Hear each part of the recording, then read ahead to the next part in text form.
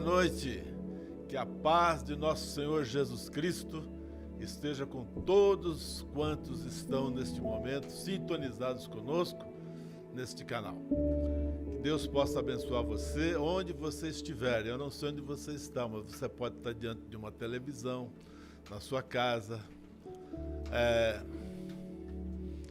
onde você estiver.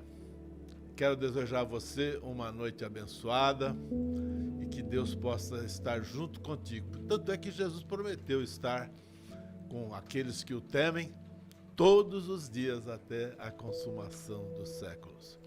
Eu quero repartir com vocês um pouco da palavra de Deus. Está registrado no Evangelho de João, no capítulo 2. O texto diz assim que Jesus purifica o templo. Eu vou ler. Estando próximo à Páscoa dos judeus, Jesus foi a Jerusalém e entrou no templo, e os que vendiam bois, ovelhas e pombas, e também os cambistas assentados, tendo feito um chicote de cordas, expulsou todos do templo com as ovelhas, os bois, derramou o dinheiro dos cambistas pelo chão, virou as mesas e disse aos que vendiam pombas: tirem essas coisas daqui, não façam da casa do meu pai uma casa de negócios. Queridos, eu quero comentar com vocês um pouquinho sobre a Páscoa. Estava próximo à Páscoa. Aliás, a Páscoa vai ser no mês que vem. Estamos próximos também, acho que é dia 17, domingo de Páscoa. Estava próximo, era costume dos judeus, por ocasião da Páscoa, fazer sacrifício de animais. Eles sacrificavam os animais e derramavam o sangue do animal inocente para purificação dos pecados. Só que, na verdade, o sangue de animal não tinha poder para purificar os seus pecados.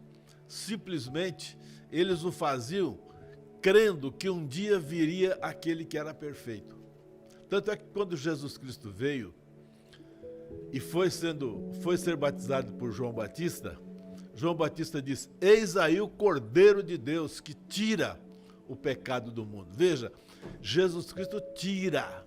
O sacrifício que Jesus Cristo fez lá na cruz do Calvário foi um sacrifício para realmente tirar o pecado daqueles que o aceitam como único e suficiente Salvador.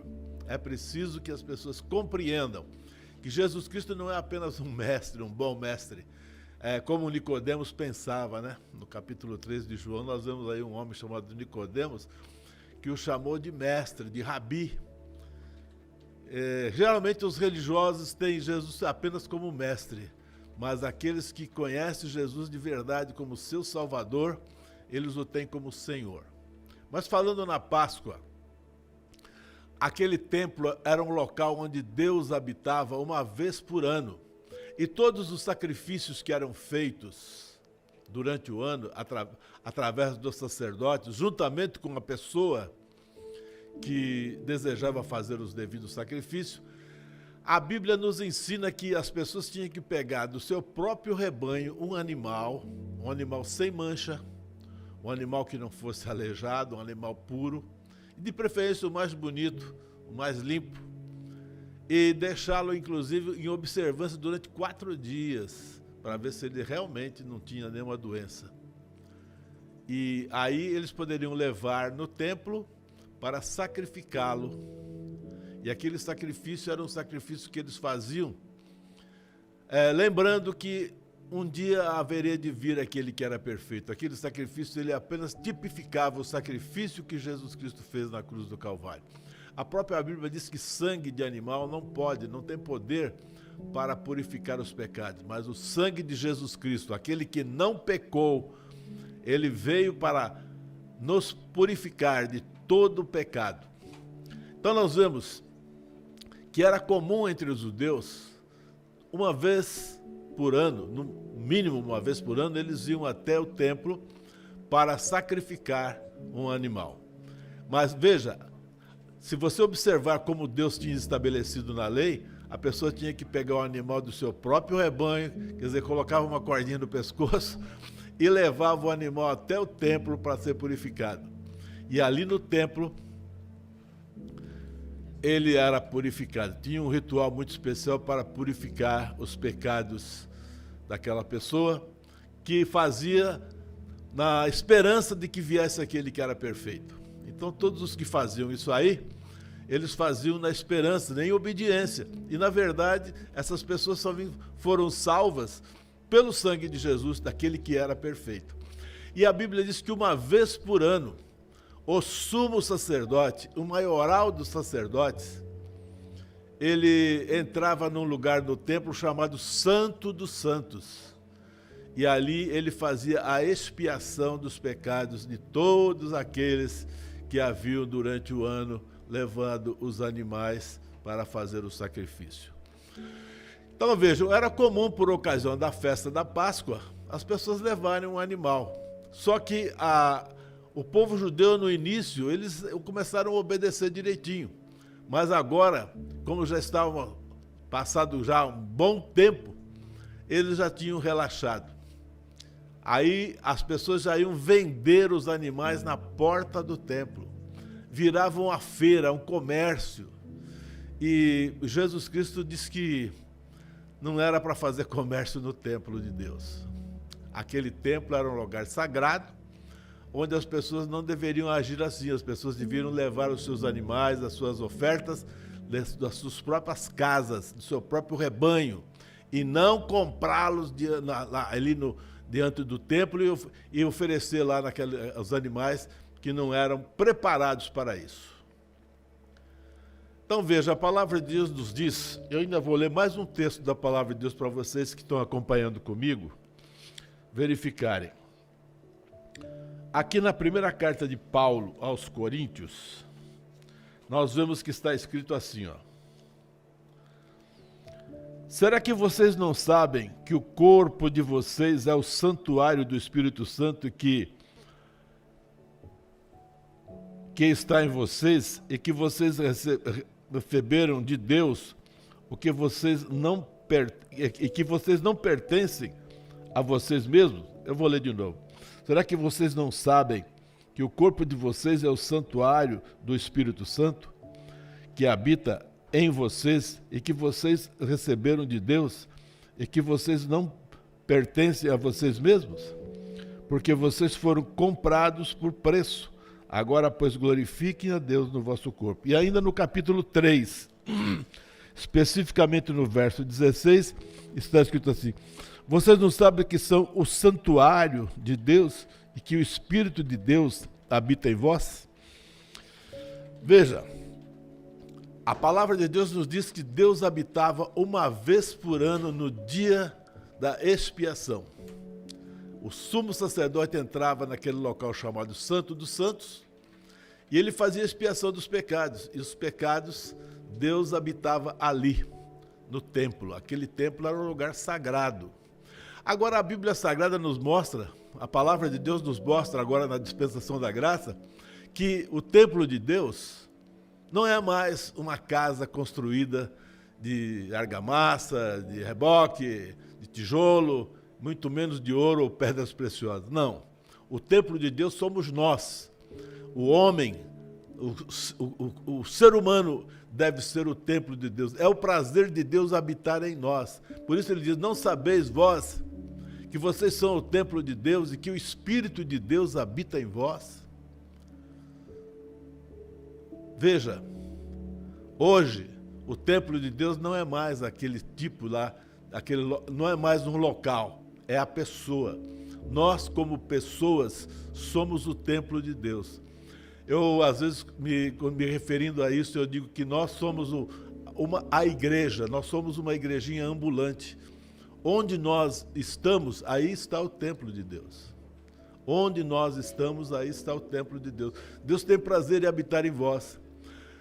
Na lei está escrito que haveria um tempo que Deus não habitaria mais ali naquele local, e sim no coração do homem. Ele diz: eu escreverei as minhas leis no seu coração, e não mais em tábuas de pedra, não mais nas leis conforme Moisés recebeu lá no Monte Sinai.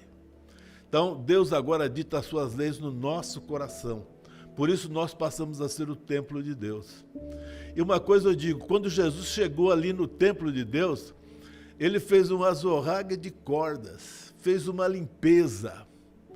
Ele expulsou tudo aquilo que era ruim dali, aquilo que estava errado. Isso também acontece conosco como templo de Deus. Quando nós convidamos Jesus para entrar na nossa vida, quando nós aceitamos Jesus Cristo como nosso Salvador, Ele entra na nossa vida e promove em nós uma mudança de vida. Ele faz uma azorraga de cordas.